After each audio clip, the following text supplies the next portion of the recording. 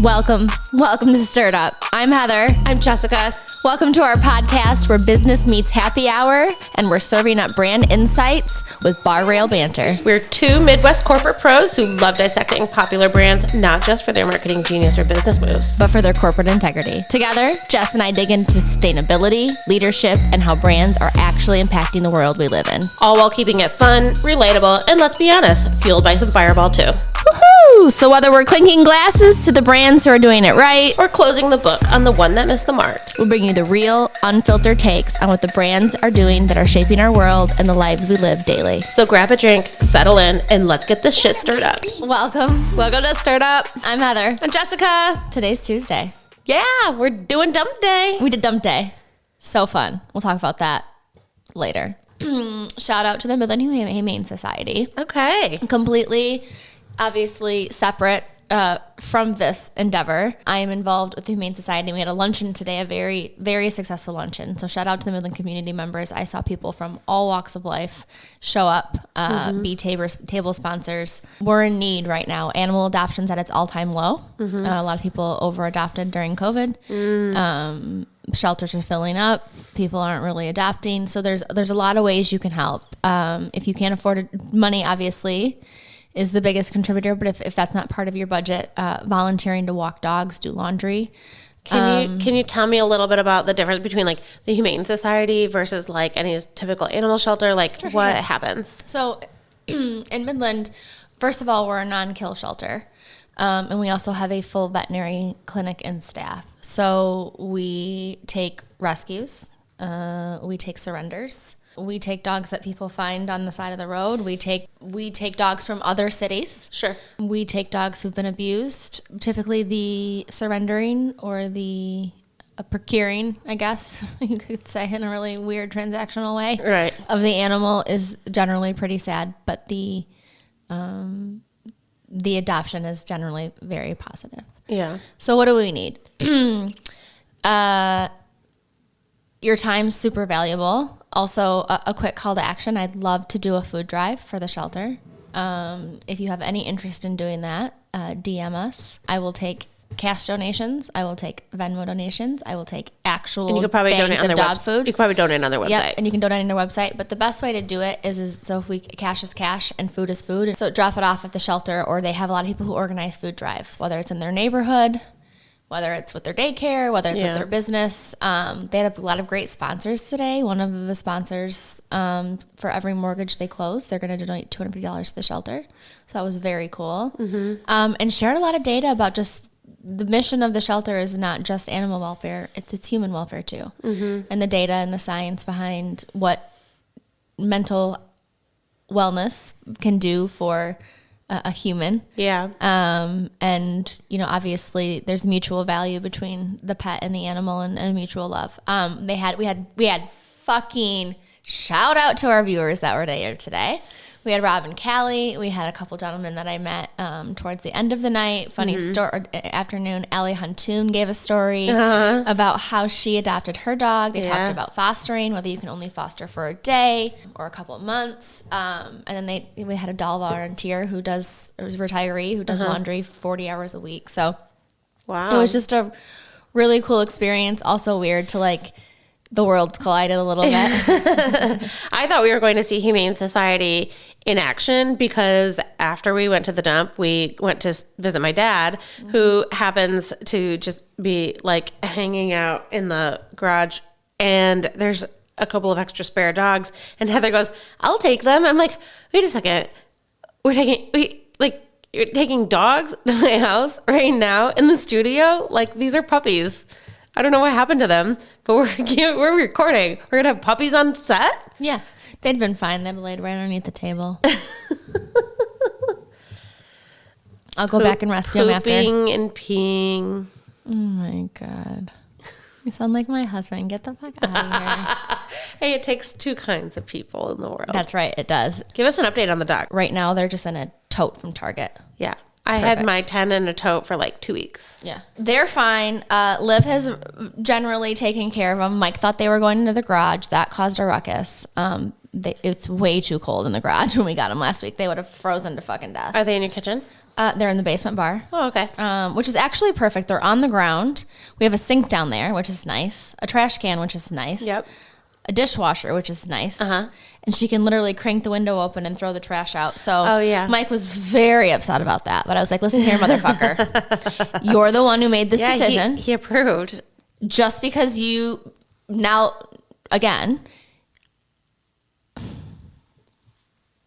Just because you were willing to just say yes to make everybody happy doesn't mean that, like... We're not half-assing this. Now we have babies that are our responsibility. Yeah. And they're going to be very, very, very well taken care of. And our garage is not heated in 60 degrees where it's a heat lamp. Yeah. However, ours the basement is. Ours stayed in the basement for 5 weeks. Not happening.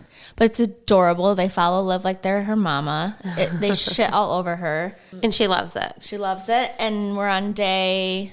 What's today? Like 5. Day 5, and she has agreed to no sleepovers because she has to do them herself in the morning, and she has been not only doing chores 3 to 4 times a day, she's been scheduling playtime. And I really do feel like her dad might have threatened the shit out of her. This is her last ditch effort. So now we have 2 cats, 2 dogs, 2 ducks, a bunny, and a dead lizard. God rest her soul. You got the lizard still. You're not caring for the lizard. Yeah. The lizard has passed. I think we can take the lizard off the list of pets. Yeah. God rest her soul. Also, I wanted to talk to you about tariffs and Blake Lively and Megyn Kelly. If you're watching any of that drama, you sent it to me and I didn't listen to it yet. Good. Times 100 Forbes most. The last Blake 2 Lively. So what's got you? What's got your attention? What's got Jessica Robinson's attention? What's pissing her off? What's firing her up? I'll tell you the one thing that really got me fired up today, but I haven't looked deeply into it. It was just kind of a headline, so I don't really know. I didn't have to take the time to do it yet today, and then I want to hear whatever was on your list. But Amazon has decided to make the price increase of tariffs transparent, so they'll in their listing, and I don't think this is like existing now, but they've announced that that's what they're going to do, is explain a little bit more price transparency, what part of their price increase of products is due to tariffs. In order to do that, they have to work with their Chinese manufacturers and suppliers, because a huge amount of that is from China. So the White House is all up in arms, and their press secretary, forgot her name, but I can visualize her. You all know what I'm talking about. She's the brunette, yeah, like no, blonde. Starts with a K. Levitt, Carrie-Ann Levitt. She said it was a hostile political move, and I'm like, that's kind of fucking crazy to call price transparency a hostile political move. Actually, I think it upholds the Constitution. I think it's just an interesting business choice, politics aside. When someone maybe in construction is pricing out a bid, they might say, these are my material costs, these are time and labor costs. People itemize out some price transparency to their clients. In this capacity, though, Kmart doesn't, Walmart doesn't. They don't say Well, Amazon's always innovative. They're the first to do everything. Why not? All right. It's their choice. I just think it's like an outrageous thing for anybody to make a decision, a government institution to make a decision about tariffs, fine. And then get pissed when people talk about how much is impacted by tariffs. Like, no, you can't have it both ways. That's so dumb. I think that's dumb. I got pissed. Did they have any idea of how many? Are we talking 20% of the products, 100% of the products? Oh, I don't know. I couldn't click into it. Like I said, my how long last will 2 that days take? have been How will they tight. actually think about executing that in practice? Wild. Amazon in particular? Yes. I don't think so, because if it's a set, so here's what, in the past, tariffs have been done at an industry level. You want to protect the washing machine industry in North Carolina. You want to protect the car industry. You want to protect something else, whatever. So you do it by industry. That's complex for somebody like Amazon. But when you're just broad brush, like any, like, what, 25% or 50% on a particular country, that's pretty easy, because then you just say, hey, Just code it that way. yeah, you just say, like, where is this manufacturer from, which you already have. Every single supplier has an address published. I was going into Amazon when we started to do research on Shein and, like, other textiles. I was going into top fashion suppliers on Amazon, looking at their address, and then going into Google Maps to see, like, what their address looks like what's their neighborhood look like. You have to understand, though, I'm calling you, I'm agreeing with you, and I'm loving it, I'm listening to you, but for the audience, like, for the sake of discussion, you have more curiosity, intuition. That's why we do this too, by the way, because I like that part. Correct. So yeah, everyone say thank you to Jessica. But that's why we became friends. I was like, hey, she goes, you can just Google that. I go, why would I Google that when you sit right the fuck next to me and you like to talk about it and you like to Google it? I just need the information. Give me the weather report, B. Well, now you have Alexa. I like her too. I also have been trying to enjoy the tasks in life. Tasks? Yeah. My motto each day is do the little things so you can focus on the big ones. Yeah, also I hate little things. That's a form of gratitude. I only like big things. Me too. That's a form of gratitude, though, too. But you're always been good at the little things. Task. You love, like, checking off. Not really. I do it to get it out of the way so I can spend my time, like, unpacking a big thing, you know? I think all the little things are tedious and annoying. I cannot get my brain to, no matter how, it's not a willpower thing for me. That's the truth. It's an ADHD thing. I mean, that's a standard. It's not a willpower. Because if it's willpower, like, I'll piss my pants in this chair. Like, you know what I mean? Like, if it's truly like a... Yeah. Yeah. I also sent you this. This is hysterical. So I want to know. How many times do you shave? Well, were you looking at my legs today? No. How many times do you shave your kukukacha? Oh. Otherwise known as a vag, did a I vagina, send you? the lady bits, the tulips.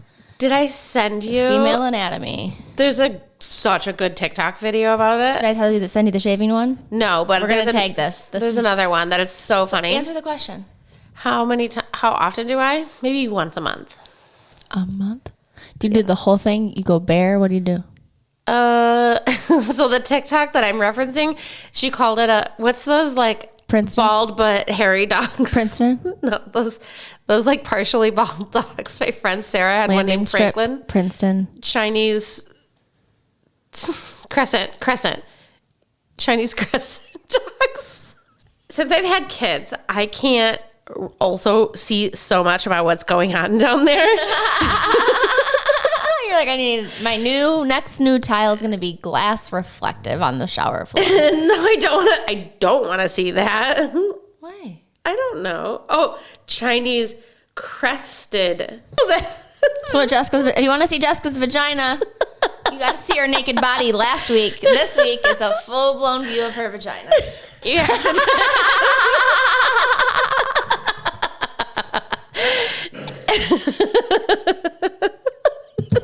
That vagina looks like it needs stirred the fuck up. It looks upset. I feel very proud that I recently did get a new razor, new blades, and I use shaving cream, and I feel really proud of myself. That feels like really leveling up. First of all, yes.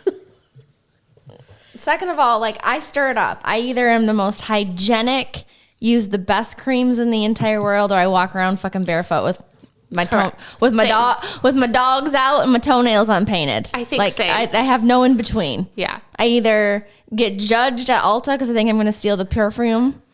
Because she looks homeless. Because I look homeless, or I look like I'm going to buy the whole store. There is no between. So this is hilarious. So this is, again. You shave your cooch? Like, I trim it once a month, maybe. Yeah, I keep it trim, but I'm not for the bald effect. Just a little hair. I think that's like in my future, in my close future. Bangs. Bangs. Boat lips. A little curtain bang. I like to be like a naked mole rat. So Oh yeah, I did watch this one.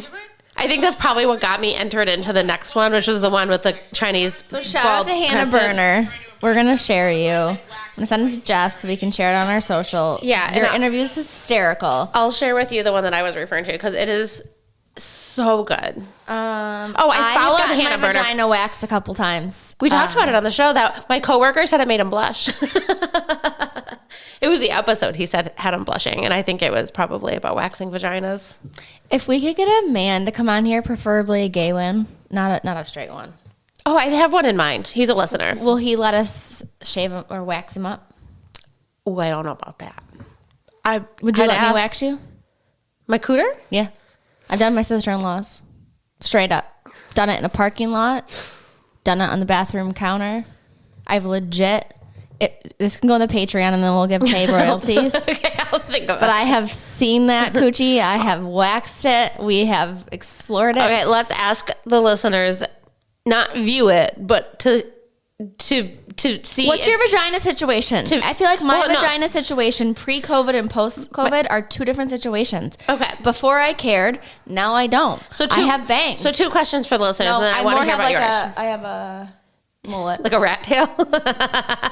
I'm Italian. It's thick and it's dark and it's all the things. Okay, so It cost me $10 million to be bald. my question for the listeners then is, 1, should we Besides my head. wax each other's girl bits on air? That'd be fun. 2, I have professionals in my family. But I think if we're going to do this, I want to know, like, what are the kids doing these days? Are we waxing? Is the vagina as you... what are you doing? It depends. And why? It depends on my mood. Okay, give me like an example. Sometimes I feel very rebellious and I just want to grow it all the way down from my vajay to my leg to my eyebrows. Like I just It wanna, wouldn't grow like that. It would stop. Jessica. Wouldn't it? Jessica. If I didn't take care of myself, It I would would grow be- to your knees. wait, no. I'd be bald on my head. Oh, I think about that all the time, being bald. I'd be bald on my head. But the rest of me would be covered in black hair. My eyebrows would run across my forehead. I'd have a mustache. I'd grow hair on my knuckles.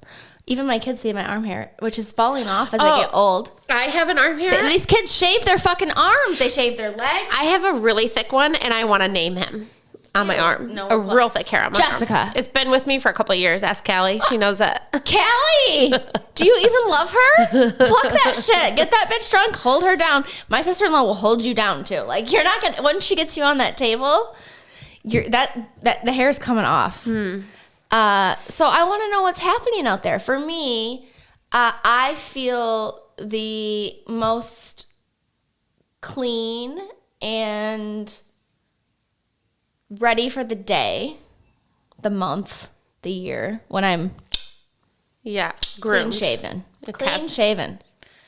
Groomed would be I only a have goal. I really, More of a goal than a And how do you get to groomed? You don't use. Do you use electric trimmers? God no. I'm thinking about that. That's what a lot of people like You'll to clip use. your lip right off. No, I you will. won't. No, you won't. You use Jessica, like a little my fingers guard. are numb. You made me hold the camera all day, and now my shoulder hurts. Okay. I think there's ergonomically friendly ones. I feel like I've had this conversation with somebody before. But people in the comments were saying, more women that I saw commenting were saying how they have a nice electric trimmer and that's how they're doing the job. And I was really intrigued. And I Even think between your, I understand the trimmer for the I gathered it was like the whole bit front section. down. No. But I think you can do that with like some guard. I don't know. We'll have to investigate. I'd be like, because a sander. That's how I do it. TikTok, help us out. Shout out to Heather Faddis, Heather Bovee, Heather soon to be. Just got engaged. Just I got saw. engaged. Thank you for sharing your story. Thank you for sharing your tatas. Thank you for being a fabulous lady. Mm-hmm. She's also a woman-owned business in Coleman. So thanks to Heather for Yeah. sharing about your tas. All right, Blake Lively. What do you know? Okay, yeah, Blake Lively. Have you watched It Ends With Us? No, have you? No, yes. And you're the oldest person on the internet right now. I'm the oldest, the only person who has watched it. What do you know? I don't know anything. I have a little bit of a bias to Blake without knowing the facts. I have a little bit of bias about, I knew the early facts. I haven't been keeping up on it. So for me, the controversy I watched is some of her Megyn shows. Kelly, I who watched some of her shows. I liked her as an actress. don't really Okay, yeah. love. Recently. Yeah, same. But perhaps am learning to respect where her point of view lies in my overall deductive decision making. Is she a reporter at Fox News still? No. What is she doing? Her Her own gig. Why was she on TV? Like, what was... Because she went to the Time 100 Most Influential People Awards, and Blake Lively was a recipient. Oh. And she was basically like, this is dumb. Time obviously needed people to read their bullshit ad. The interviewer said to the interviewee, Megyn Kelly, like, what will happen if you run into Blake Lively here? Will you avoid her? And she said, no, I have nothing to hide. My guess is she'll be avoiding me. And so I've listened to some of the facts. And I think that the truth lies someplace in the middle. Do you think Megyn Kelly is doing a little thirst trap there too, like clickbait, just to talk about Blake Lively because she's... If she's that beneath you, you spent a really long time in your interview. Again, it reminds me back until we were at Shout Out to the Stella. Uh-huh. If you're going to spend that much time paying attention to us, yeah, let's have a conversation. Right. If you're just going to be an ignorant cunt. Like, I actually think that Megyn Kelly... She's a thirst trap, bitch. Didn't have any... And aren't we all? Fine. She made a comment blatantly to say, like, Blake Lively is the reason nobody believes in the Me Too movement, was my synopsis. I was like, oh.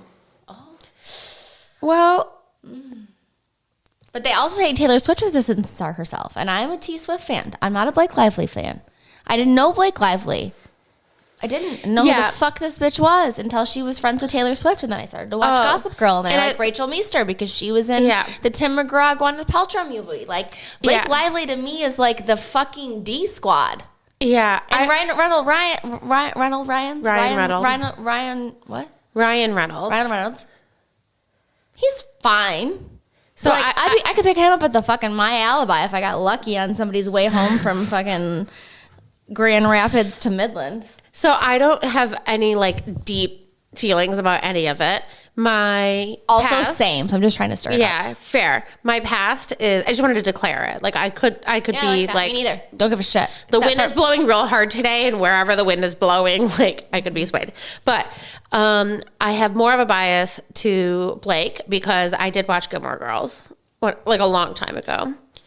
So I liked her and that. And I know that Leighton Meester and her don't like each other. That's weird to me. I feel like me and you being co-hosts for 20 years and pretending we liked each other and we don't. I feel like though in acting it's like not that uncommon. Also, like if you wanted a lead role and you didn't get it and you were the secondary for like that long, I don't know. It's a little bit weird in acting. But who knows? Is it any different than it is in business when people just steal our fucking work? Yes, and I also do think like Elsie. You're right. I do think that bitch yapping about. Blake kind of is pretentious. Like she's so like Upper East Side New York. Fucking pretentious. Yeah. So I think if I knew her in real life, I probably wouldn't like her. I don't know. Ryan Reynolds. She gets along with the Kendrick lady. Kendrick lady? Kara Kendrick. What's her name? She was in the singing movie with the blonde lady with the Australian accent. Kara Kendrick. Something. Yes, you do. Oh, Anna Kendrick. Yeah. Yeah, I did see that. They're friends. Yeah. And I like Anna Kendrick. A lot. So I don't know. That's all interesting evidence. This is the question that I think maybe we should contemplate because everything else is sort of gossip and it's only like, what can we do about it? Yeah, the real question might be for us. Does Blake undermine the Me Too movement or like anybody else that has had any sort of like Me Too incidents? I don't think that I am qualified to give an opinion on that. I fortunately didn't know men were perverts until I became a early 20s, late teen waitress at Oscars when men would come in on their lunch break and actually thought that I was ever going to go on a date with them because they had money. That was hysterical to me. So shout out to my daddy for raising me. Yeah. Like, I don't give a shit if you got a Ferrari and a yacht. Like, if you're an old guy, like, I'm only getting on it if like, so it was my, like, I didn't realize that I grew up so naive in the fact that I got protected from what 1 in 5, 1 in 2, 1 in 1 women experience, which is some sort of like sexual abuse or trauma or whatever that number is, and we can look into that. But no, I didn't. When I was 15, a family member grabbed my ass at a party. Ew. And when I said, don't do that, he said, come on, let me grab it. When I told my family many years, but not a lot of years later, like 6 years later, I was told, like, I was making a big deal out of nothing. Did that happen? My delivery of the situation wasn't great, but... Doesn't matter. How's that? What are you supposed to be, a trained professional when you're like my Right. my uncle or my cousin or grabbed my ass when I was how old? 15. 15. That's 3 years older than Liviana. Yeah. No, that's not true. It's 2 years older than Liviana. 2 years and like... Right. When I was... No matter how old you are, I guess, but I'm just trying to like process the... When I was at a restaurant with friends and Matt, in front of an entire group, a guy that I no longer ever, like, don't ever see anymore. Both of these people, one of them's dead, but one of them's not. He just, like, reached out and grabbed my boob, like, while we were kind of, like, that sitting happened to down. me once at Decker's, I think. And I said, don't. And he's like, oh, come on. And I was like, and I just looked at everybody, and Nobody said a goddamn word. people pretended like it didn't happen, and maybe they didn't see it, but like I was like, what the fuck? Like, why does this have to just happen in an open public thing? Like that's what both those situations just like grabby. It gives you a lot of thought and empathy to what happens when nobody's looking. Yeah, If that's what's willing to be happening in plain sight. Yeah. So my experiences tell me that like there's a lot of male entitlement to what they can do to women. Not every male, but the ones who do might be dangerous. And men that are in a situation of power, the Harvey Weinsteins of the world. I'm not saying Justin Baldoni is one of them. No, because he had everything to lose and nothing to gain by harassing her. That's where I can't, like, there was no power for him to gain there. She had all the power. Yeah. So I don't think... I don't think, admitted it in text message. It's not an equation where she basically said, like, I'm the mother of dragons. Like, fuck with me. What I heard is that she wanted way more power to produce versus just be in the movie. And... So you think that she was either exaggerating things that he said or did, or manufactured it all together to get more leverage? What did he do to sexually assault, abuse, offend? Did he grab her? Did he force himself on her? Did he take inappropriate pictures? Did he? Yeah, that's why. What did he do? I don't think this is a. I don't think this. her? I don't think this is like a. Not offend her, but like break her. What did he do that wasn't part of the values you and I know and cross her barrier? So I give those examples as sexual harassment or like an actual physical. You also experience when you go to work. You, as a female in business, experience all the time things about being undermined. Not as much as I used to, but sure. Yeah. Yeah, certainly. But you've absolutely experienced it. We were old too, so we've lost more of our physical value. So now I'm in the sweet spot where Blake they is old too. Blake is old. She looks so young. I know she looks great. I mean, she's got a lot of money. So my point on this, like, I have a point, like putting categories to these. So the Me Too movement is like about men in power, the Harvey Weinsteins, who are using their power to physically abuse and sexually abuse men and women who don't or are not in power. Both too. Right, it is both. More women. So that's like a category. That's the Me Too situation. There's another element of what is being done in the workplace that I'm sure is just as big of a problem in Hollywood as it is in corporate America. And I think we're making great progress, but it got worse. And what it sounds to me is that Blake wanted an opportunity and she was trying to use some degree of power that she did indeed have to earn an opportunity to have executive producing roles or like whatever it was on that movie that she thought she could secure. And I think she was claiming, I don't know what, like, again, I don't know the details of a lawsuit, but the things that I do understand and that I can empathize with as a woman is that men get put in positions for their potential and women get put in positions for what they've already done and sometimes done multiple fucking times and still don't get credit for. In a lot of cases, not all cases. I'm just saying, like, it happens all the time. It's happened to us. So is she trying to make a case because she has the resources to do it and finally put some precedence in the world? But like, there is legal precedence that this has been tried and she was discriminated based on her gender. Like, I don't know if that's exactly the position, but those are the categories that I imagine. And I think people who do have a lot of money should be taking a stance without feeling like they are risking somebody else's story, credibility of somebody else's story. She's not doing that to the Me Too movement, in my opinion. No, I think it's actually hurting her, too. Yeah. I think the truth is someplace in the middle. And maybe it blew up in both of their fucking for the rest faces, of us. and maybe mostly hers. And maybe for the rest of our sake.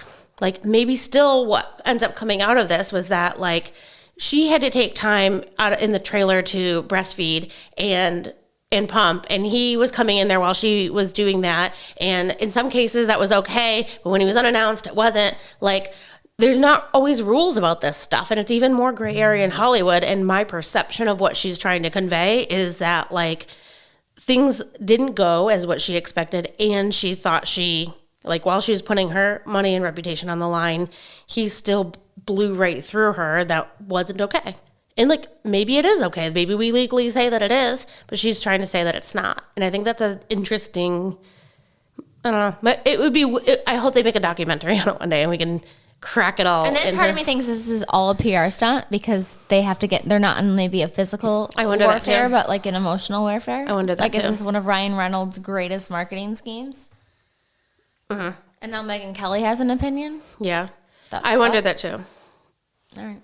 Fair enough. We don't give a shit. The fact that we spent that much time talking about it makes me feel relieved and sad. Well, I think we got some substance out of it. I don't know. Here, fire trucks. Do you have anything else for this bill, or should we get into waste management? I think we should talk about what happened at my house on Sunday. What happened at your house on Sunday? Fire department came. Like the big fire truck. Like oh my God. Prettiest, shiniest, most gorgeous fire truck you've ever seen in your entire fucking life came to my house. Well, it didn't come to my house. It pulled up in front of my house. It came in between me and Kelly's house. So me and Miss Kelly, the neighbor lady, decided we were going to burn leaves this weekend in the city. God. And we burned leaves for, I don't know, from noon to 6, maybe 7. I don't know. It was late. We burned leaves for a long fucking time. And I'm telling you what, our yard looks like somebody took out the Dyson because we sucking blew everywhere. Yep. Fun to know that you can have a fire in the city. Absolutely. You can't have smoke. Okay. Which is against every redneck term I've ever heard. Where there's smoke, there's fire. Okay.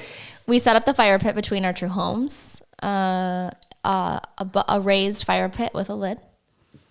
Hydrated the ground and had a working hose. Also continued to rake and tend to the fire all day long, and literally for 7 hours, put one arm capacity bandwidth rake and just watched it all day. Yeah. Did a beautiful job. So proud of us. And then the wind picked up? Nope. So Miss Kelly, we had dinner already. The babies were out there. And like, it was a full family activity. She had her 3 kids out there. Reeve was judging me from the house. Bennett was with it. It was a whole thing. Mike knew what was happening. Amy and Smitty stopped by. Like, we were doing things between the houses. In Kelly's yard, but like literally between our houses. Probably in both of our yards where our city lot line meets. And she steps into the house because it's later in the evening. I think we had already had dinner, or she was ordering dinner. I don't really remember in the sequence of events like where we were at. But I had a leaf blower on and a dress. Which at one point she came down and pulled my dress down because I think my vajay was hanging out. So I bent over to adjust my backpack. I had our leaf blower, which is an industrial bitch, died. And then we got my dad's industrial supersized bitchy bitch and like that blow up your entire turf. Awesome. So I'm out there and I turn around and there's 3 men in suits like, oh, outbreak, fucking standing behind me. Not kidding you. Large men in fucking overalls, like look, literally without the masks, but like men in black, but white men in fireman suits showed up. And I turned around and I go,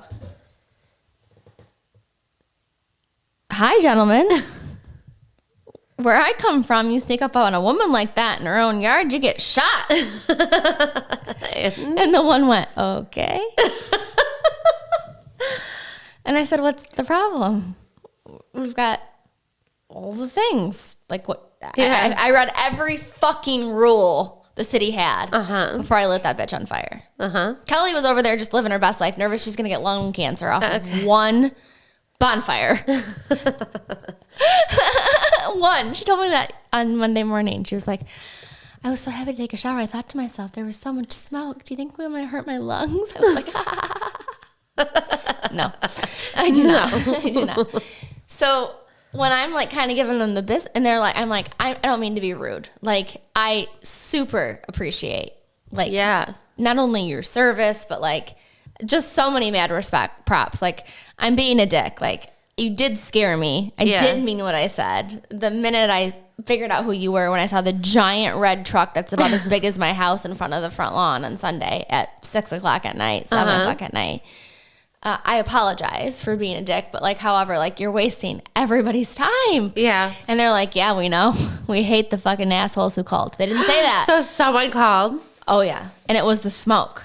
They go, can you put the fire out? I literally took what was left in the hose that I had running by the base all day and went, and it literally like smolded it out like you burnt like something in your microwave or like on top of your stove. Like that was it. Some bitch in the fucking city. In the meantime, my neighbor's husband hasn't come outside all day because either he's hungover or he's shitting his pants from the flu they gave everybody. Liv's got fifth disease. So that happened on Sunday too. She got done from her soccer on Saturday. She got done from her soccer game and looked like somebody slapped her in the face. And then she got a rash on her entire body. She got fifth disease. So then Kelly and I are like on Sunday, we're like, fuck it. Like we've been shitting our pants from the flu. Liv's had fifth disease. We've ran these children. Like we've worked. Like we're just gonna burn our shit and enjoy our lives and clean up our lawn, and we're not paying for $5,000 in lawn care in the city. Yeah, like, and we're working. Like we didn't take city breaks. Yeah, like you know what I'm saying? Like my shit was. So then they just left. Well, then all the neighbor kids started running down. Another city problem. Kelly came out. She goes, we're so sorry. We'll put it out. And I was like, fuck you. I pay my, like, I was getting pissed. Burning shit in the city, listening to my JBL radio, drinking rosé. We were drinking rosé. Like, it was so good. And so when the fire department showed up, Reeve, the little snitch bitch, my middle child, called his dad, apparently. And Uncle Tyson said, the fire department's here. And Mike said, well, is anything burning down? And Reeve said, no. Mike said, okay, Mom will handle it. And he hung up. The anonymous neighbor man proceeded to not get his ass off the couch. He didn't give two shits either. Also happy he didn't have to do lawn work. All the neighbor kids started running down. They got on the fire. Kelly's like, can we get a picture on the fire truck? Did you get a picture? Because we went to the St. Bridget's fundraiser, and the parents were bidding for fire truck rides or whatever, and it got to thousands of dollars. All you got to do is put a little smoke in your yard, bitches, and you can get on that thing for free. So all the neighbors came over, and I just never quit. And they couldn't figure out whose house was whose. And I heard them say, like, she lives right there. How long did they hang? I don't know, 20 minutes. And neighbor Jenny came down. Then the neighbors went down. Then they laughed. I waved. Thank you so much. Sorry for being a dick. Sorry for ruining your Sunday. We didn't mean it. Like, probably going to happen again. And they left, and Miss Kelly took the neighbors down to the basement so they could see the ducks. And we proceeded to leaf blow till midnight. Mike Smith came home and was like, you burnt all those leaves? Like we had a full wheelbarrow full of ashes. So we had a big fire pit this size that we emptied into a wheelbarrow, and we only had a pile. By the time we had burnt everything and the fire department came, we had a pile of leaves this big. And I'm telling you what, we burned enough leaves to fill up this room maybe twice. So he was so pumped. Yeah. He didn't give two shits. And then he went, that's why we should have never fucking moved to town in the first place. Sounded like Luke. When you live in the country, you can burn whatever you want. Amen. And then I told one of my Mormon neighbors, ashes to ashes, dust to dust. And she goes, do you really mean that? And I went, yeah. And then Kelly was like, she reminded me of that. She's like, she's fucking judging us. I go, yeah, she was. She was. Clearly. Amen. Cheers to that. That's pretty baller. Did you get a picture with the fireman? That's the bad part. I did not because I was playing my music. Fair enough. That's a big job. That's hilarious. There you go. Only at your house. It was fun. Would you like to talk about waste management? No, but yes. No. Well, I'm excited because I want you to debunk it. Okay. Tell me where you're coming from. Like, I'm excited to talk about something I don't understand with you. Okay. But you have a perception that some of it's a little bit of hoopla. Hoopla. Yeah. What did you call it on the way there? Jimmy rigged? Yeah. It's Jimmy rigged. Yeah. Jimmy rigged. We Jimmy rigged something today. We Jimmy rigged a camera. I hadn't heard Jimmy rigged in 20 years. It was fabulous. Okay. So the waste management as an industry, like waste disposal, is a $42 billion industry in the United States, like just in terms of its value. Waste Management Incorporated, now considered WM, they're rebranding. WM Waste Management handles roughly half of the waste generated by the United States. By revenue, they are about half. So in terms of like volume of waste handled, Waste Management as a brand entity, WM literally handles it, brings it back into their process and addresses it. I don't know. What do you talk about? Like I'll go through what they do with it, I guess, at that point. And then another big one is Republic. That's what our area is. You and I went to the dump today, and we GFL, GSL. That's a different from what picks up. The Republic does our community, and I was wondering who does the dump itself. I thought it was going to be Republic. It wasn't. So Republic is a big one, but Waste Management is the biggest by far in the United States as an entity of like Are waste they management. national across, like state to state, Yes. regionally? Or yes, I think they have presence in every single state. They also have a presence in Canada, but that's the extent of their reach. It's not like significantly international. They outsource some employment in India, like phone calls and stuff. That's been a little bit of their controversy. Is like their only controversy has been that they're laying off employees, automating and outsourcing jobs that can be done, like call centers, to India. Their operating margin is 18.5%. So trash is luxurious to be in. Trash is luxurious.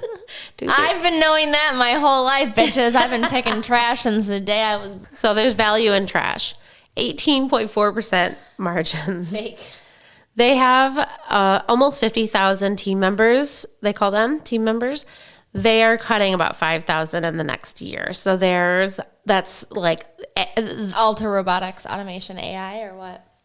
that's what they're claiming, largely efficiencies and Efficiencies, feature versus benefit. efficiencies, right? What a marketing term. They have 263 operating landfills, almost 20,000 collection vehicles. What's a landfill? Where they just bury shit? Yep. So I'll tell you about the categories of revenue, and like the landfills, the source is one of them. So I'll break that down a little bit.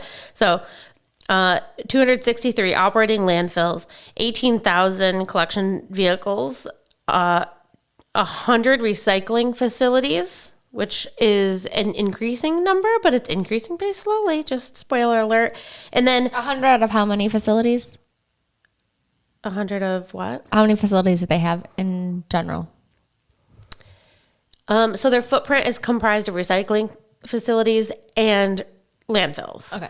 How many landfills compared to recycling facilities? 263 landfills and 102 recycling facilities. Less than half, 40%. 30%, And 30%. only about 30% of what they bring into their, only 30% of what they consume, right? Would that be the right terminology? their procurement, their supply Only 30% of what the fuck they pick up the side of the road is recycled. Up the side of the road. About 75% of their residential customers have recycling services or enrolled in recycling services. 90 some odd percent of that is paper, like cardboard materials, anything. If you put like aluminum and glass in there, that only makes up about 6% of what is recycled, and that takes back to those facilities. You can take recycled content or even trash across state lines. There's not really like regulation about where it needs to go. There's been controversy about how Canada brought all their trash here. Yeah, I tried to look into that as it related to waste management, and either they have like a really fucking good PR team, or it wasn't related to waste management. It could have been another company. Some of those keywords should have shown up. Like that controversy should have shown up. So they're like buying them out.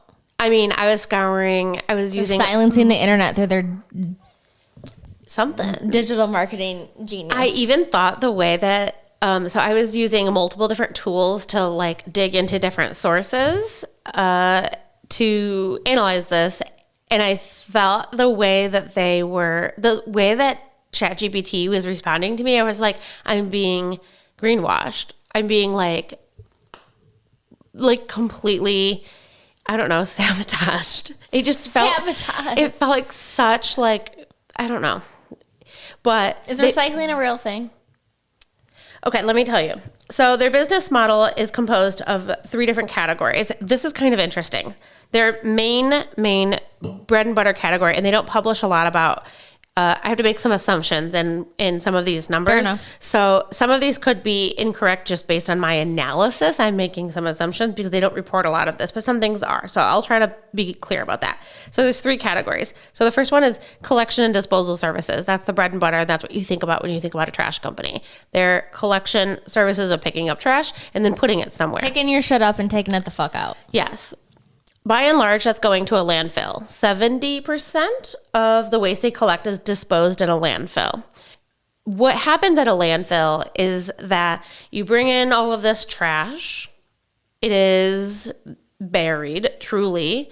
They have multiple different layers of containment, and I didn't get into like the mechanics. This is something that like you can do on the side if you're really interested. Your toys in the back fucking yard, like time capsule type shit. Yeah, but there's like fabric that goes over like the actual trash. And then they put grass, like there's parks and things that can go on top of capped landfills. Most landfills actually take decades to fill up. So it's not something that like you might even see if you go to your local landfill, you might not necessarily see your landfill turned into a park in your lifetime because it could take a long time. It all kind of varies. But they do have landfills that they're like, okay, this is at capacity. Again, the analysis of like how that happens, I don't know. But all of that trash is producing methane and carbon dioxide and probably some other stuff, but that's the primary thing of it. And 80% of the gases that are coming out of there, they are able to capture, and then they burn some of that off, most of it, like 50% of it or something like that. I can't remember the number. Like a lot of it, so whatever, like half of it. Greenhouse gases. Yeah. Yes. But when you burn it, it is less impactful to the environment. It breaks it down a little bit. So if they just release these gases and let it go up into the air, it would affect the ozone much more than it is burned. That is, if you go by a landfill. Ashes to ashes, dust to dust. That was the fucking point when the fire department showed up. I am using my service hands, talking with and through the Lord, burning my fucking leaves. Okay. Yeah. So. Yeah. She doesn't. Okay. With you. She's not. I am, but it's like very different. But it's an interesting alignment. It's funny. Okay. So I also don't want to lose a train of thought. I do that sometimes. Here we go.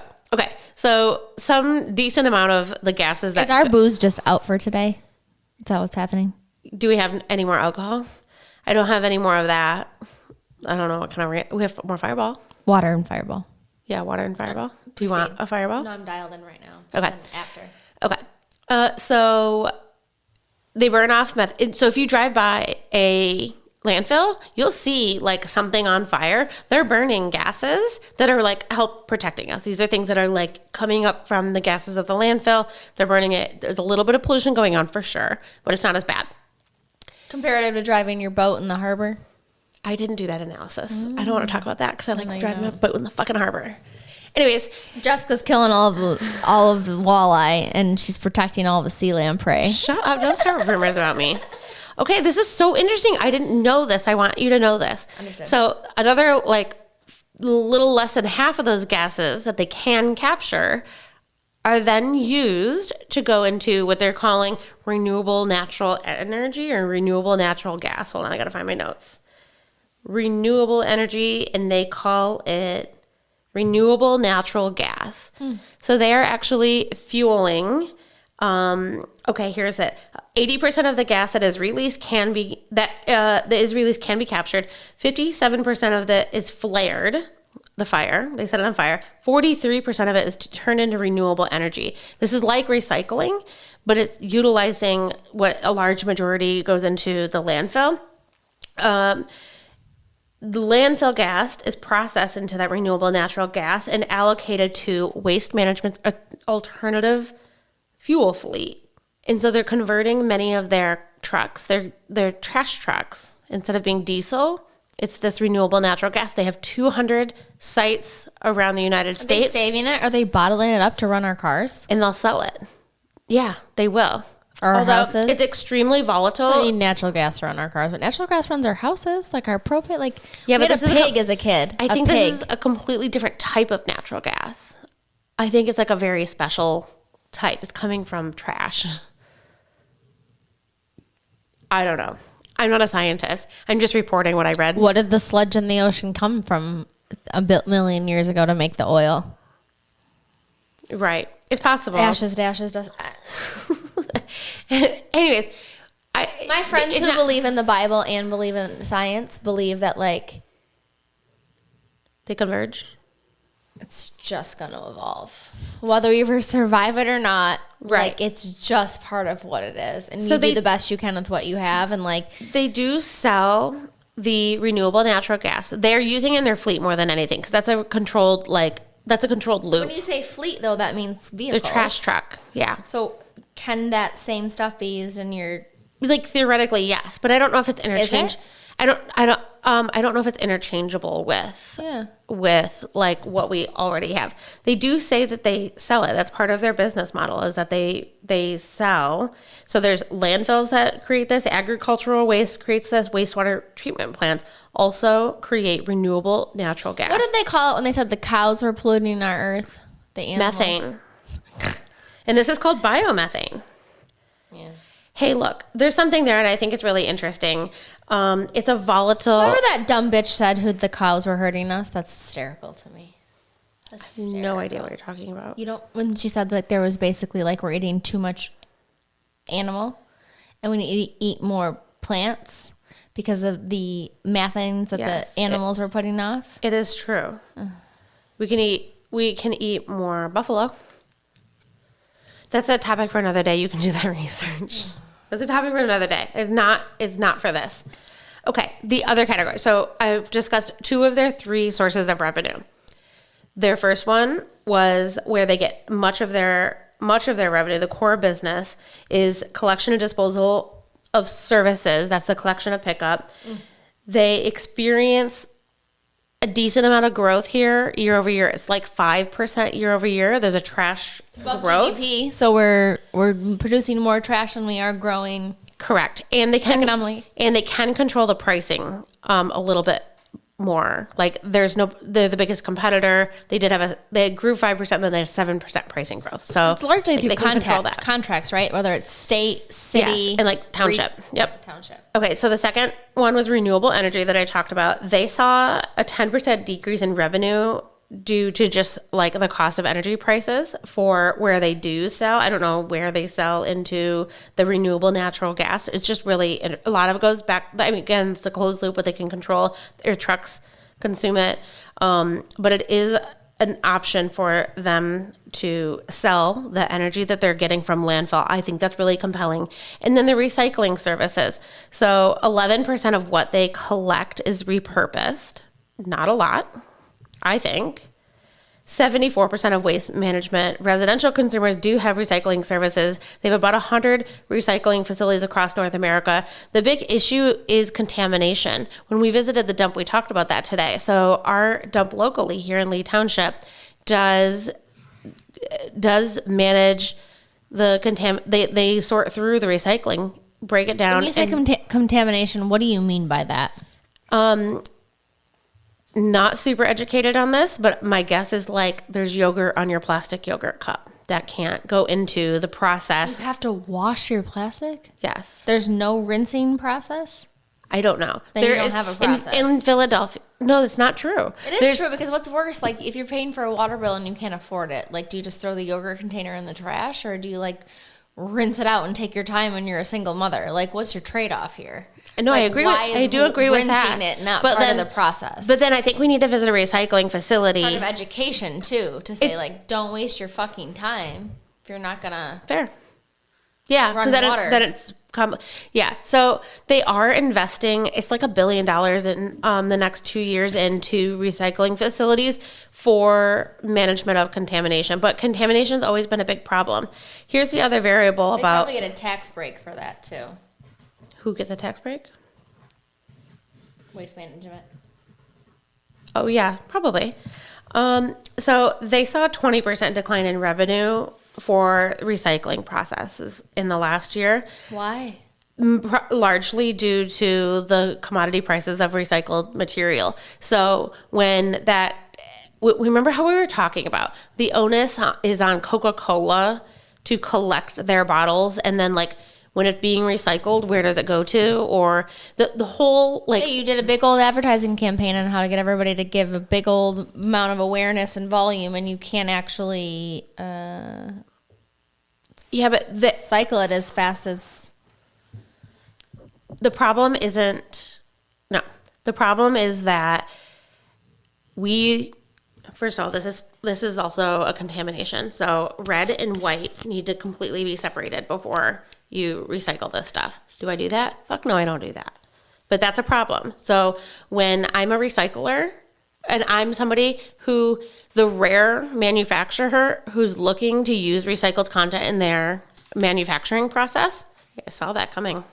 The rare manufacturer who's looking to use recycled content, which is a little more expensive than virgin material, by the way. How much more when you say little? It depends, but if it's clear, it's more expensive because clear is hard to get and valuable. If it's contaminated and this red and this white is together, it blends and becomes this ugly brown color. Contamination does not mean... It can mean lots of things. It can mean lots of things depending on the material. I think that's important for us to define what contamination means. I think we're going to have to visit a facility to find out. My goal... Arnold Center in Midland is what I wrote down when you were talking to me. Arnold Center is a option. They fucking sort. I know, but So it's different than... part of segmentation. Segmentation drives... Yeah, so we should visit like the actual recycling center, which is next to the Arnold Center, I think. I don't think they're the same. Yeah, but two in the same in terms of vertical integration. Mm-hmm.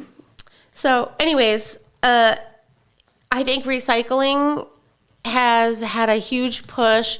I think it is not doing what it's supposed to be doing. I do think that there is more potential, but it is the entire industry talking to one another. I don't think it's like entirely the onus on Coca-Cola, entirely the onus on the consumer, and entirely the onus on someone like... What do you think their reaction is like you can't recycle plastic? What do you mean? I hear that all the time from my Fox News friends. You cannot recycle plastic. It depends on the type of plastic. So our clothes are made of plastic, which also their Waste Management is investing in textile recycling, which I think is a very important. Well, again, this comes down to like, it isn't just the textiles, it's how much you have to wash the jeans. Like we did that with good, like, you know what I mean? The processing of that.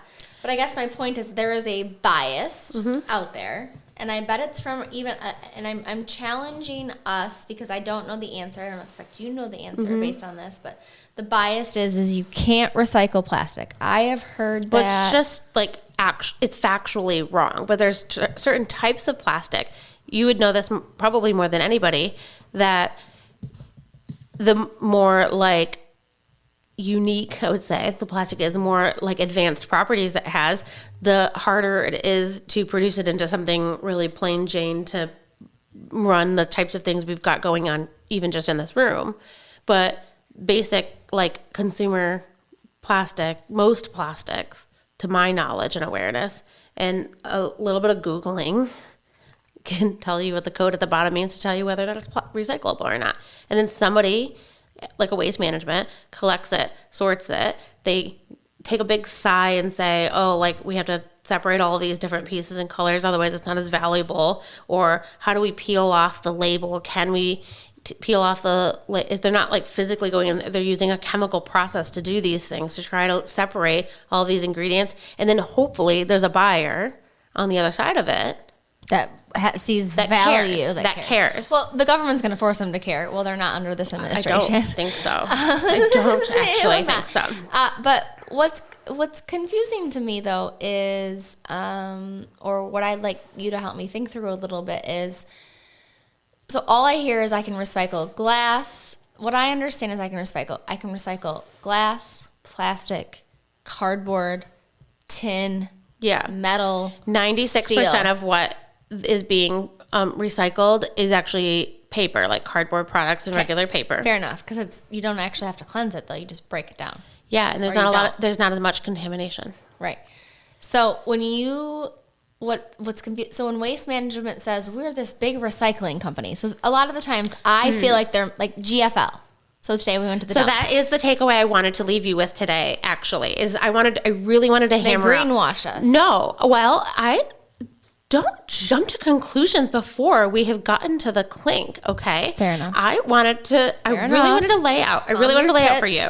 Okay, there are 3 categories. A vast majority of what they do is take trash from your house into the landfill.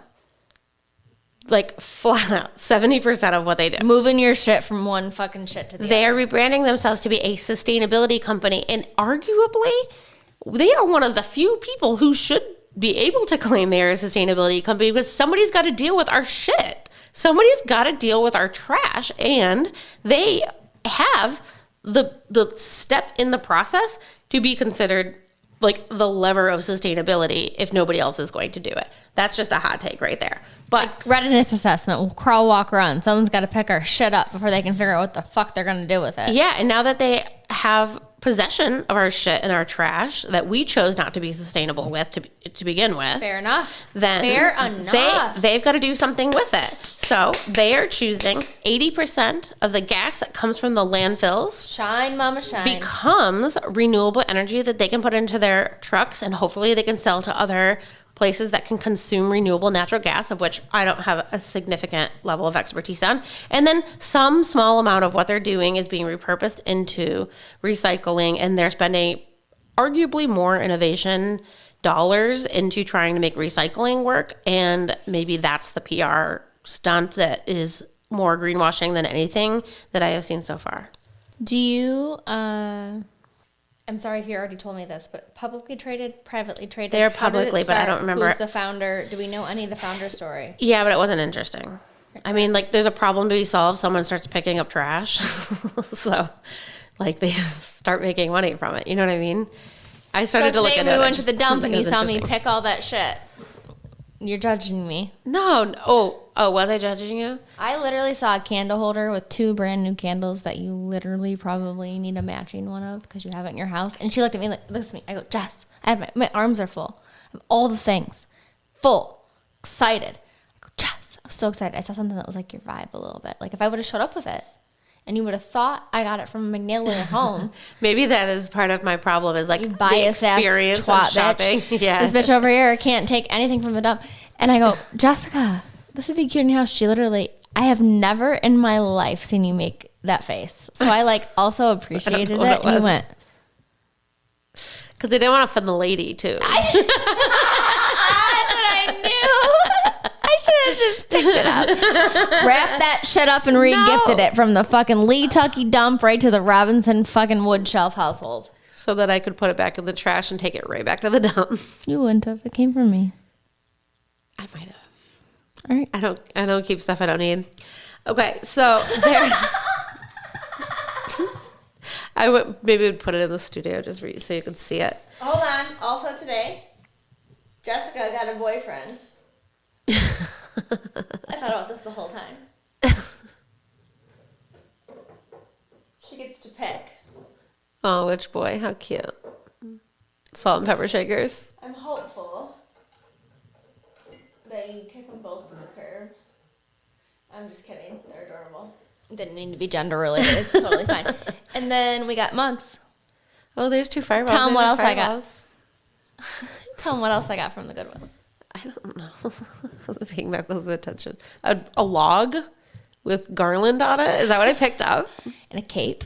Oh, yeah. A Halloween costume. With its wrapper. And It wasn't the Goodwill. It was the dump. You called it the Goodwill. The dump. It was all free. We didn't even talk about that. We went to the dump today. I know, but we're gonna post it so we didn't have to. I'm gonna make like a whole thing out of it. Special. There's spaghetti left for me. Yeah. Okay. So there are 3 sustainability goals, and I can run through them because they are aligned to their business model. Love. I agreed. Way to tie it all together and have a truly integrated plan and strategy. That's my thoughts. Okay. So goal number 1, material is repurpose, i.e. circular economy. Their goal is to increase recycling as a percent of collection to 31% by 2026. I'm just going to tell you, they're not going to make their goal. No, and do they have like a full cradle to cradle of what energy they're consuming to recycle? Because that's where I think they spent a lot of they spent a lot of time talking about the investments as a proof point to their commitment, but I just think so he said, I don't know, somebody wrote this. U.S. recycling is becoming more localized, but it's costlier. Contamination rates, such as dirty or non-recyclable materials, remain a huge challenge. WM is experimenting with ways to lower contamination. I do think we rates have to define, though, to the best of our abilities as market researchers, as communicators, what does contaminated mean? Does it mean somebody blew their load in it for the Patreon? Does it mean that somebody left a little liquid in it? Does it mean the red is contaminated with the... I think it's all of the above, but we have to define we have to understand that a little bit because better. If we want to know better, if we got to do better, we got to know better. Yeah, fair enough. So we have to, I will take that action. Okay, I love that. What does contamination mean in the world of recycling and waste management? Yeah, 100%. Like, when there's contamination recycling process, what's happening and why? Okay. I love that. Thank you. So I think there's first sustainability goal around repurposed material is good. I think it's the most visible thing for for society. It's like a visible, easy to understand. It's hard. I had to try to describe the renewable energy out of greenhouse. We're learning. Definitions might be part of our learning. I know, process. But I think their other goal, energy, is renewable. So materials repurpose is number 1. Energy is renewable is number 2. I think this is hard for them to explain to the layman person. Is that the right word? Hard to explain to the average Joe. So maybe they should invest in communicators. I actually think they have I think that's why they have nothing on the internet other than what they want us to know. Okay. So 90% of waste management's carbon footprint comes from scope 1 greenhouse gas emissions, which includes the landfills and the fuel used by their fleet. So 90% of their most critical carbon footprint of greenhouse gas emissions comes from stuff that they actually can control, and they can turn that into reusable and use the reusable energy. I just think that that's really compelling and should be their biggest story, but I think that's hard to understand. So it's not hard for me. Where do you think? I think it's hard to put into an ad. Boil it down. Do you think oil is magic? Like, if you don't believe in Jesus or magic, do you think oil is magic? Or do you think it's like years and years and years and dinosaurs and dinosaurs and dinosaurs of our breakdown bullshit? Yeah. But I guess I'm just saying, if waste management's doing a 30-second ad between my night agent TV show, they're going to talk probably about recycling because that's been hammered into our heads in society. And we understand that. They are not going to be able to communicate sound bites and TikTok little things. Not that they're necessarily doing that, but I just think it's hard for them. They have to educate society a lot more, but I think it's a bigger impact potential. Interesting, though. I also think a little bit about the term of recycling and global warming. And global warming being it's going to get really hot and there's nothing we're going to do about it, and we're all going to fry like Zilla the lizard on her rock on too hot of a day. But what they really meant was climate change. You okay? Fireball. It's piss ass warm. Did you just drink yours already? No, you didn't get. Oh, I have to pee. One more squeeze of this, and the pipes will not be. We are almost done. We can be almost done. The point is, back it up, back it in, back it up. Recycling for some has a negative connotation because what they're understanding is a lot of their efforts is not actually going into anything that matters. And I do think it's However, true. If you told me where to focus my efforts, if it couldn't be all cardboard, maybe I just did my glass pickle jars, whatever it may be. Yeah. It reminds me a little bit of the global warming, climate change narrative. Yeah. How do we reframe the why we should do it, the how we do it, and like, how do we why it matters? Yeah, what is the how do we break it down to be more why actionable? should we do it? Yeah.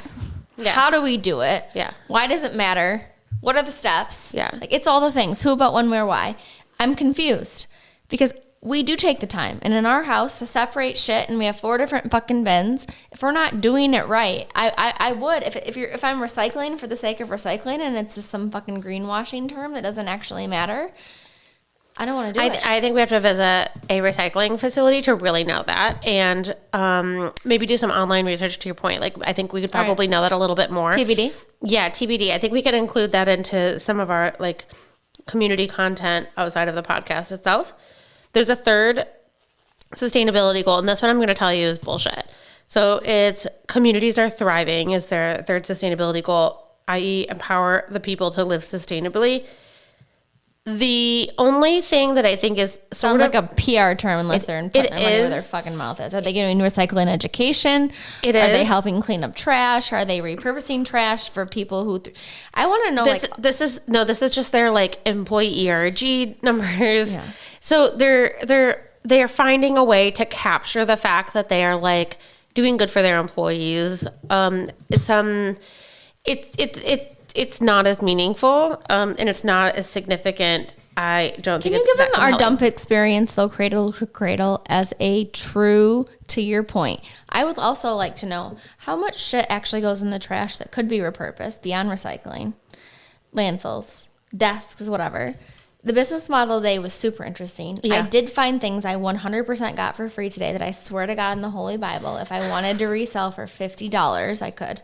Yeah. And if that was my full-time job, right? So I want to know your perception about all I see is from a hoarder collector side, like the jackpot.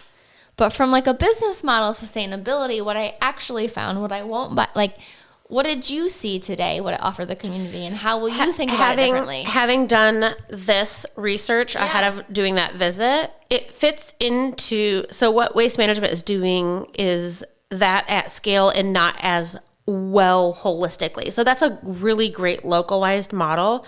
We are putting stuff in the trash. They're not trying to intercept what goes in the trash. They're trusting us to know. But since we happen to be dropping off our trash and sorting it right there, we would know. They're trying to like break a step into the process to do it a little better, a little cleaner, a little less contaminated. Right in like a single step. Where right now, and they said they save $25,000 to our community because you took awesome notes today, like a reporter. Because we don't have large trash pickup, so we didn't have to put that into our contract with. We didn't have to put that into our contract with Republic because we can just go right to the dump and take a chair. We don't leave it at the end of the road. We just take it 2 miles away. So by still having that facility, you save the taxpayers $25,000. That's what they said today. Yeah. Because hashtag Dump Lives Matter, circling back around like our second episode about where we're from and what we do. So one thing that they do add in the like communities are thriving, and I just want to put a highlight to this because I don't want, this is like a compelling, interesting stat, but I think it's a greenwashing stat. So Waste Management does say that their landfills provide over 17,000 acres of protected land for wetlands and wildlife habitats. So some of these presumably capped, unused landfills They are keeping safe for wildlife and habitats. That's 2% of waste management landfill acreage that are set aside for this protected land. So it's like it's repeated throughout. ChatGPT raised it as like a big sustainability thing that they were doing. And I'm like, the impact is not there. So it's a nice story to tell. Good for you. Glad you're doing it. But like, what value are you actually driving? To the magnitude of the impact of the company, like 17,000 acres is a lot of acreage, flat out. Like we can say that. But you're worth $20 billion. And you have 856,000 acres of landfill. So it's like, come on, guys. There's only a little bit. You're doing okay, but do better relative to your responsibility in your. I'm not even necessarily a call to action to waste management because I when we close, which we're about to, I have a point of view that I was surprised about. So like I am relatively optimistic. For me, it's just like when we hear the statistics sometimes, when we hear these types of things, I'm just wanting to raise that as like, don't let the rose-colored glasses cloud. Like that's a statistic that's interesting, but like it's easy to use that as the headline and move on and think better of a company than what it is. So. Did you learn, or is there alternative solutions of how we could do it quicker, better, faster? Or other people doing it better? Is this truly the brand waste management where there's a like, should we be composting more? Like, do you think there's a call to action in terms of like, you compost, you feed the shit to the birds? Like, yeah, how so can certainly. we? And I think waste management would say that too. I think the call to action is reduce. So that's composting. But buy less. Consume less. Sure. Don't buy shit. But so there's and this is rumor, like we'll have to fact check this, but people have said this to me now that I've had chickens. People are like, there's a country in Europe. I think like that's always just the thing that people in America say, but there's this country in Europe who incentivized their citizens to get chickens, like maybe gave them for free or like whatever the thing was, to reduce landfill waste because they had such a concentration and landfill waste was a problem. Food, right? Still food. The chickens will eat that, digest it, and like shut out a much smaller, more environmentally friendly and usable waste product than it does the time it takes for a banana peel to spend a year or two or whatever the number is composting and decaying. It will decay, but it takes longer, and the animal will just digest it. And like chickens do it faster. So chickens don't shit out green gases the way cows do? Everybody does. Methane comes out of all the poop. When you fart, it's methane. Like, stop farting then. But cows have a bigger impact and by volume, and we just eat so much red meat. It is a problem. But buffalo stomp it into the ground in a way that cows don't, so that is less of an environmental impact. I think that's bullshit. I've seen cows do a lot of stomping in my life. I'd like to bring a farmer on, a buffalo farmer and a cattle farmer, and I have both in my life. Rob Taylor told me those facts, so he can get your ass on here. I really want to wrap this up because there's like a teeny tiny. So like again, a part of the people. One of their sustainability goals was about community, and an element of that is about the people. These are the things they don't report. This is the only thing that I could find from like the people perspective. So on average, a trash collector at Waste Management earns between $17 and $28 per hour. This equates to about $35,000 to $58,000 salary, depending on experience and location. I don't know. Just throwing that out there, just so we know. There's a 26% minority representation in supervisor roles, and 18% of frontline leadership are women. What's that relative to industry best practice relative to the company that size? Again, not expecting you to know, but something for us to challenge ourselves on and do a little bit of our own research. Yeah, I mean, it's a little better than construction, not quite as good as like manufacturing industry. Okay, fair enough. Biggest complaints in like the Reddits of, you and I like to research the Reddit. I love the fucking Reddit. I do too. Shout out to Serena's husband, Alexis. Okay. The biggest complaints. He started Reddit. He what? Oh, really? Yeah. Okay. No, I didn't. Like I my didn't. husband when you said that to me. I'm sorry. Hurt my feelings. I just didn't understand. I was trying to feed you. I'm also kidding. Okay. The biggest complaints in the Reddit is just a whole lot of volume and chatter about announced layoffs next year in 2026. Oy. They're gonna eliminate 5,000 jobs. They have about 48,000 employees right now. This is primarily a shift towards automation and adoption of technology. 10%. Yeah. 10%.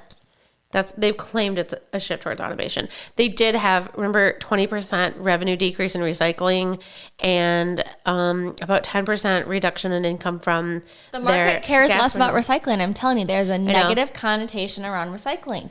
It is like plastic can't be recycled. That's what we're fighting. Those are facts. All right, good. That's all I have. You did, this is very interesting. I thought it was. And we didn't even get to the fact that like your dad got stray dogs. We're going to the thing we did, but like the social content to support today was top notch. So, what are your thoughts on waste management? Do you clink or do you close? I'm gonna clink because I remember when we had 3 young kids and we lived in Leetucky and we only had one little car, and we didn't have trash pickup, and if we didn't have my dad, who thought the dump was like not only part of his civic duties but part of his hobbies, his culture, when he wasn't around or they went places, we'd have to like stuff our trash in the trunk of our car, and like we were grateful to have a car, honestly, not being dramatical. So I clink to the fact that they picked my shit up. I think that they could do better. I agree. I'm feeling very mixed. I'm going to be honest. I don't even know what I'm going to say at the end of this as to my direction because I have reasons for both. I think, like this morning when I was doing the last of the research, I was impressed. Specifically, like if we're going to let shit go to landfill, the fact that we can use the gas as a productive output or whatever the word is I'm looking for, I think is really important and interesting and shouldn't be minimized. So I want to clink to that. At the same time, I would love to challenge somebody like Waste Management to visit something like the Lee Township dump. Why can't we localize? Why can't we have 100,000 little Lee Township dumps? Not everybody. I want people to pick up my trash, but like at the same time, time out. We told your dad that there was a man running that dump today who looked he belonged on the Masters tour. He did. Like, where the fuck did you come from? Where's Mr. Eastman? Why the fuck did you have on a white Titleist hat, some jeans, some Under Armour tennis shoes, a polo shirt with 3 buttons? Where the fuck was Mr. Eastman when his no shirt? They said he with doesn't. The bib overalls. I didn't know if he died. Did he get lost in the compactor? I think they kicked him out. Bullshit. They kicked him out. Pissed. Anyways, I just think really. that like there's something about like the localization effort that could improve the recyclability component. Like if I had to take my recyclables once a month, but my trash was picked up, like that's what I'm kind of compelled to do. Why don't I just drop off my recyclables once a month? Because I don't have recycling pickup at my house. I don't know. And then like that's where we're shopping our little. I don't know. There's something compelling about that. That's where we're shopping. You didn't shop there. I shopped there. Let's be clear. I know, but I didn't want to spend the time. Like I was, you know how I am about time. Yeah, I don't get it. I know. But I appreciate it because we're on time. all the fucking time. We're on time. All the fucking time. So I will clink to Waste Management, but I do think The brand or the overall what it could be? The company? I'm clinking to the practices that Waste also super, like it's a very smart name. Yeah. I'm clinking to what Waste Management does today as a company, and that I think they could do a lot better though. Like they're not going to make their sustainability goal. Like I was impressed because I just kind of thought shit went to the landfill and that was the end of it. So I was pleasantly surprised. So I want to cling to that. But I feel really split in that, like, I think there's some things that suck too. So but I don't think they're going to fix our that. overall message is just try to do better. Yeah. Truly. And we're going to help. So we're going to go visit a recycling center. We're going to follow up. This won't be the end. This won't be the end. Cheers. Cheers. Cheers to me so I can cut it when we cheers. We always cut when we cheers. But I didn't spill the whole day, and look at only that much. Just a drop. Thank you for listening to Stirred Up. If you like what you heard, please subscribe. Check us out on YouTube. Follow us on your podcast apps. Please send it to a friend. Leave a comment. Add a rating. Every little bit helps. We look forward to seeing you next week.